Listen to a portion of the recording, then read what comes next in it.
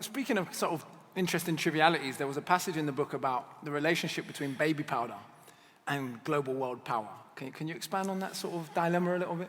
Yeah, so talcum powder, when I was young, everybody had talcum powder, and does people know what talcum powder is, right? We use, talcum powder is the softest powder known to mankind, right?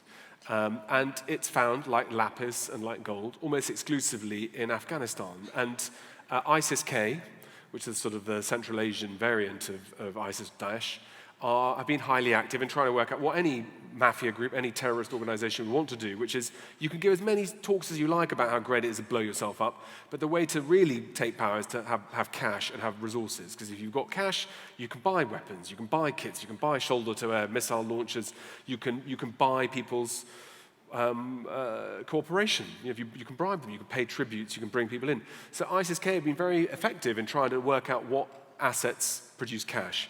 And one of the things they've targeted are the talcum mines in Afghanistan. And that brings them estimates around about, Global Witness did the work on this, somewhere between $20 and $30 million a year minimum.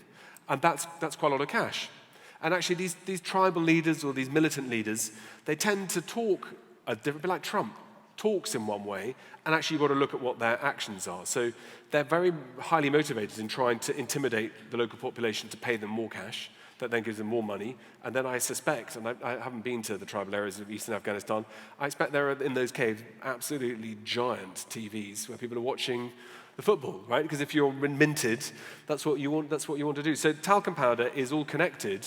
Every time I put it in my book, when you powder a baby's bottom in Lagos or Wuhan or London or wherever it is, that powder has come from probably ISIS-controlled territory, shipped out through Pakistan through legal or illegal means, but is connected a bit like the global drugs trade and supply. We don't think. I mean, I shouldn't say we.